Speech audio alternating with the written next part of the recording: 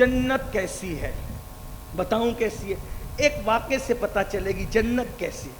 ایک دن بات امام حسن کی آئی ہے تو اصل ایک دن امام حسن غسل کر کے اور خوبصورت چادر اوڑھ کے اور بڑا فاخرانہ لباس پہن کے مدینہ منورہ کی گلی میں چلے۔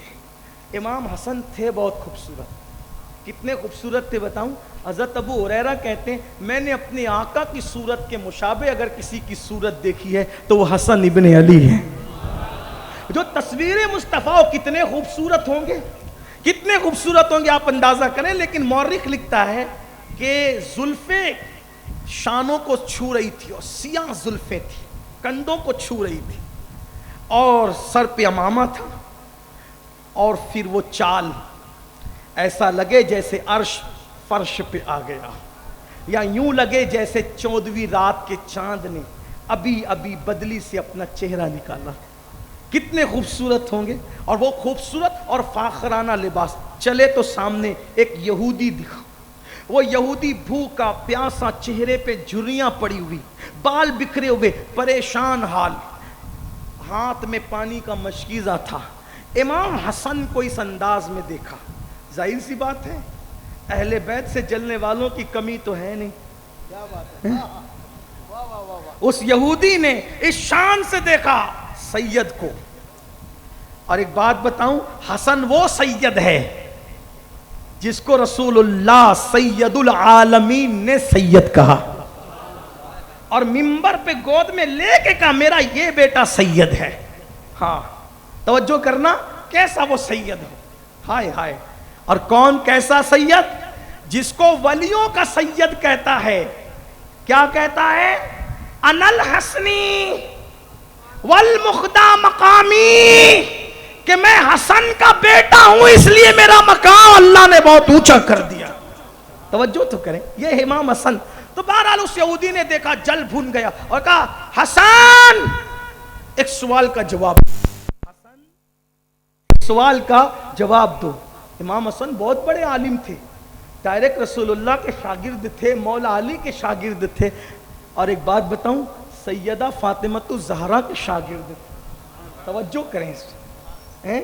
لوگ کہتے ہیں میری علمی حیثیت کا اندازہ لگاؤ، میں فلاں کا شاگرد ہوں۔ میں نے کہا امام حسن کی علمی حیثیت کا اندازہ لگاؤ۔ کیسے استادوں کا شاگرد ہے؟ سیدہ فاطمۃ الزہرا ان کی استاد ہے، امی ہے، استاد ہے، علی مرتضیٰ استاد ہے، رسول اللہ استاد ہے۔ بہرحال کہا حسن ایک سوال کا جواب دو۔ امام رک گئے، وہ یہودی پریشان تھا، مفلوق الحال تھا، حالات اس کے بگڑے ہوئے تھے۔ تو اس نے کہا حسن تمہارے نانا کی ایک حدیث ہے، الدنیا سجن المومن و جنت الکافر۔ یہودی پوچھ رہا ہے تمہارے نانا کی حدیث ہے دنیا مومن کے لیے قید خانہ ہے اور کافر کے لیے جنت ہے۔ میں جنت میں ہوں تمہارے نبی کے قول کے مطابق، کیونکہ یہودی مسلمان نہیں ہے، لیکن میرے کپڑے پھٹے، میرے پیٹ میں بھوک لگی، چہرے پہ جھریاں پڑی، اور میرا حال اتنا خراب، تو کافر ہوں تو گویا کہ یہ میرے لیے جنت ہے۔ لیکن حسن تمہارے نانا نے کہا کہ یہ تو مومن کے لیے قید خانہ ہے، لیکن مجھے تو الٹا نظر آ رہا ہے، یہ تو تمہارے لیے جنت ہے اور یہ میرے لیے قید خانہ ہو گیا۔ لیکن وہ علی کا بیٹا تھا۔ ہاں، کافر نے کیا سوال کھڑا کیا؟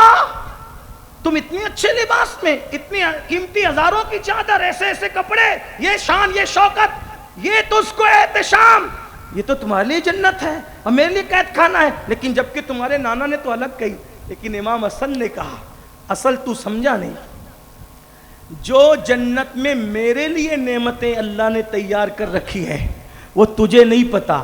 اگر تو اس کو دیکھ لے اور پھر مجھے دیکھے تو تجھے ایسا لگے اس نعمت کے مقابلے میں کہ میں قید خانے میں ہوں۔ میں ابھی قید اس لباس میں بھی، کیونکہ وہاں جو جنت میں ہمارے لیے ہے وہ بہت بڑی بڑی چیز، اس کے مقابلے میں یہ قید خانے کا لباس ہے جو تجھے بہت بڑا معلوم ہو رہا ہے. اور اگر جو عذاب تیرے لیے آخرت میں ہے اگر وہ تجھے دکھا دیا جائے تو اس عذاب کے مقابلے میں ابھی تو جتنی آرام میں ہے تو اپنے لیے اس وقت جنت محسوس کرے. امام حسن نے یہ بتایا.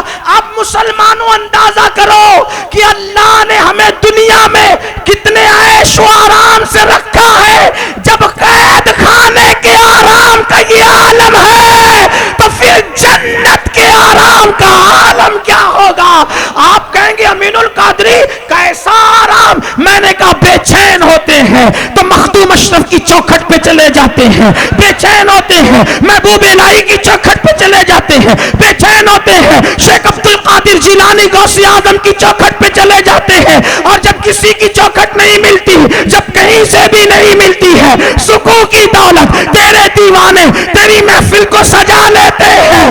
تو قید خانے میں جب اتنے بڑے بڑوں تک رسائی ہے، جب قید خانے سے نکلیں گے تو یہاں مخدوم کے گنبد تک جاتے ہیں، وہاں ڈائریکٹ مخدوم کے چہرے تک جاتے ہیں. یہاں عبد القادر جیلانی کے بغداد میں جاتے ہیں، وہاں ڈائریکٹ ذات تک رسائی ہوگی. جنت اس کو کہتے ہیں وہاں صرف ولیوں سے نہیں، صرف صحابہ سے نہیں، صرف رسولوں سے نہیں، بلکہ خدا کا دیدار بھی نصیب ہو. کیا اچھے اچھے کھانے کھا رہے ہو سنیو. میں کھانے پینے کی بات کرنے کا عادی نہیں کیونکہ لوگ ہنسنے لگتے، لیکن بات جنت کی آئی ہے. جنت میں کیسے کھانے ملیں گے؟ تو کہا یہاں 11ویں کی بریانی اتنی لذیذ ہے، قید خانے میں جب ایسے مزے ہیں تو پھر وہاں کیسے مزے ہوں گے؟ وہاں کیسے مزے؟ تو قید خانہ آپ سمجھے امام حسن کے فرمان کے مطابق. کچھ لوگ کہتے ہیں قید خانے کا مطلب یہ کہ یہاں لٹ نہیں پٹنا ہے. میں نے کہا اگر یہی بات ہے تو وَأَنْتُمُ الْأَعْلَوْنَ إِن كُنتُم مُؤْمِنِينَ کا مطلب ہے یہ بات تو ہے نا. کتنے مزے. اور ایک بات بتاؤں، قید خانے میں یہاں سب بیٹھے ہوئے اور بن دیکھے یاروں کا ذکر سن رہے ہیں، لیکن جب قید خانے سے باہر ہوں گے محفل بھی ہوگی، یار بھی جلوہ گر. کیسی جنت ہے. تو اب میں اس کا ذکر کیا کروں؟ آپ اندازہ کر سکتے ہیں نا کیا کروں اس کا ذکر. وقت جانا ہے لیکن بات اگر سمجھ میں آ گئی ہے تو فرشتے غور کریں جس نے دیکھا نہیں، اگر وہ جنت بتا رہا ہے تو کتنا مزہ آ رہا ہے. اگر کوئی سچے دل سے سن رہا ہوگا تبھی سوچ رہا ہوگا کہ کیا مزے آئیں گے. لیکن سب جنتی بننا چاہتے ہیں، سب جنتی بننا چاہتے ہیں. جنت میں کوئی جانا چاہتے ہیں نا، جانا چاہتے ہیں. جنت ملے گی کب؟ جب تک مرو گے نہیں جنت ملے گی. جنت کی طرف جانے کا ایک ہی راستہ ہے، مر جانا. بغیر مرے جنت مل سکتی ہے؟ ہاں اگر حضور چاہیں تو مل سکتی. حضور نے دی بھی ہے، جہاں بانی عطا کر دیں، بری جنت ہبا کر دے. نبی مختار کل ہے، جس کو جو چاہے عطا کر دے. کی ہے لیکن اس کی طرف نہیں جاتا، پھر وقت جائے گا. لیکن سنیں جنت جنت تو جب میں نے جنت نہیں صحیح نہیں دیکھا، آپ نے بھی نہیں، تو ایسی کیسے مزے آ رہے ہیں جنت کا ذکر سن کے.